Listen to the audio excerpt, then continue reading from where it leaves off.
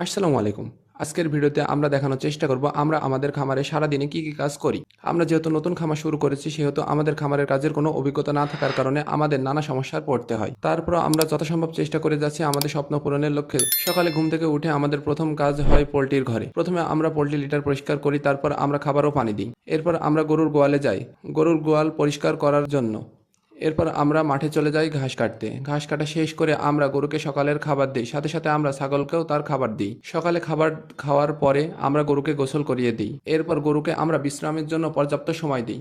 এই সময়ে মূলত গরু শুয়ে শুয়ে জাগর কাটে। এরপরে আমরা আবার দুপুরের সময় আরেকবার আমাদের পোল্ট্রির ঘরে যাই তাদের পানি পরিবর্তন করে দেওয়ার জন্য এবং নতুন খাবার দেওয়ার জন্য। দুপুরের সময় ছাগলকে আমরা ঘাস এবং লতাপাতা দিয়ে থাকি। একটি নির্দিষ্ট সময় বিশ্রামের পর অর্থাৎ দুপুরের পরে আমরা আমাদের গরুকে আবার খেতে দিই। এই খাবারটা মূলত গরু সন্ধ্যা পর্যন্ত খায়। সন্ধ্যার পরে আমরা আমাদের পোল্ট্রির ঘরে আরেকবার যাই দিনের শেষবারের মতো খাবার এবং পানি দেওয়ার জন্য। প্রাথমিক পর্যায়ে আমরা সারাদিনে আমাদের খামারে এই কাজগুলো করে থাকি। গরু এবং ছাগলকে আমরা কি কি খেতে দিই পরবর্তীতে একটি ভিডিওতে আমরা বিস্তারিত দেখানোর চেষ্টা করব ইনশাল্লাহ। আপনারা সকলে আমাদের জন্য দোয়া করবেন। আসসালামু আলাইকুম।